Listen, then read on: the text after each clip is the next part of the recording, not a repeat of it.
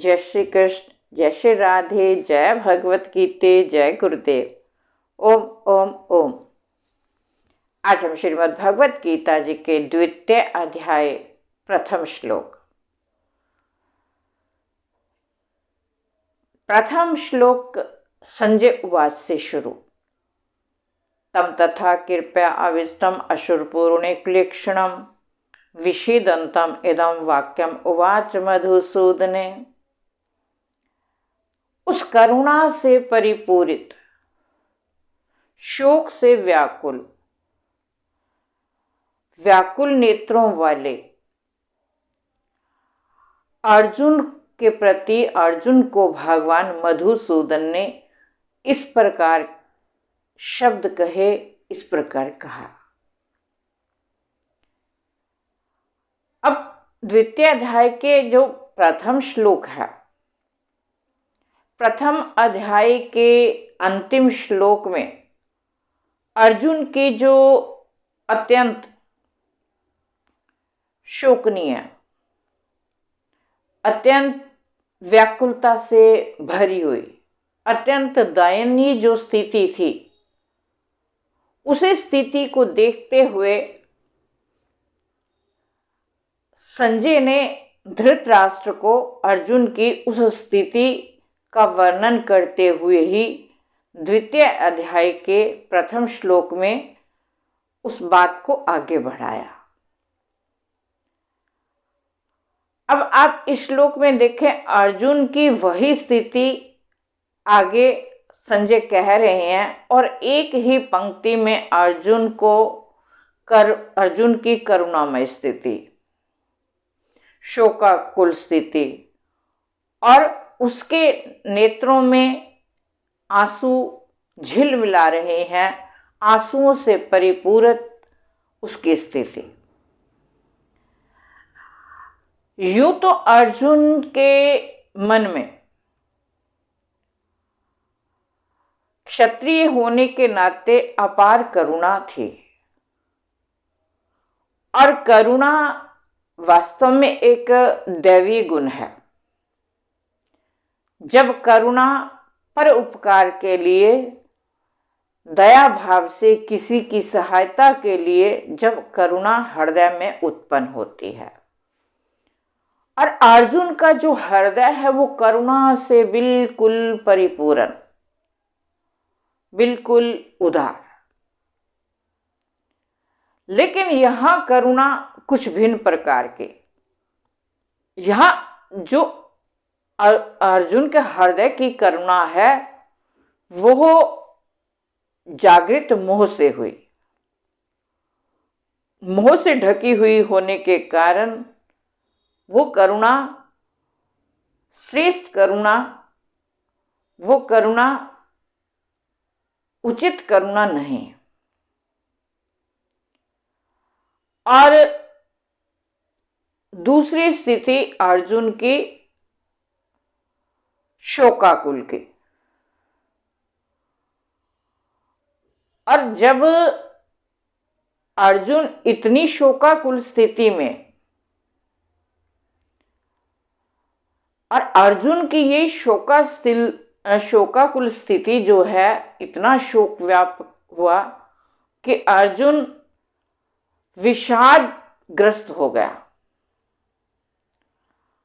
इतना विषादग्रस्त हुआ कि अर्जुन चुपचाप अपने गांडीव धनुष का त्याग करके भी अपने रथ के पिछले भाग पर चुपचाप बैठ गया।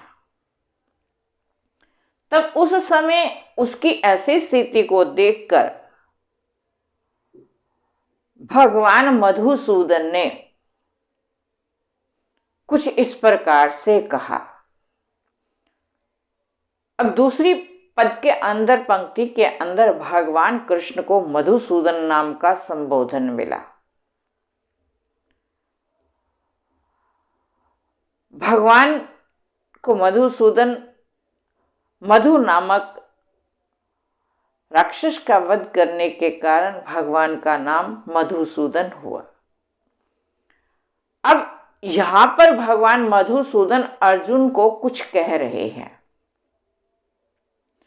भगवान कृष्ण ने जान लिया कि अर्जुन अब ऐसी स्थिति में पहुंच गए हैं, अब उसको संभालना, उसका स्थित रहना आवश्यक है। और हो भी क्यों ना, अर्जुन और भगवान के बीच में जो संबंध है वो अनन्यता, प्रेम का, भक्ति का, मित्रता का। अर्जुन ने अपना पूरा का पूरा समर्पण भगवान कृष्ण को किया हुआ, अपनेपन की, आत्मीयता का भाव परिपूर्ण। और उसी प्रकार भगवान कृष्ण भी अर्जुन को अपने आत्मीयता का भाव से बिल्कुल अपना ही भाग, अपना ही सब कुछ मानते। इसे अर्जुन को ही निमित्त बना के भगवान कृष्ण ने महाभारत युद्ध के अंदर अनेक आतताइयों का, दुराचारियों का, आतंकियों का वध करवाया और पृथ्वी का भार हरण किया।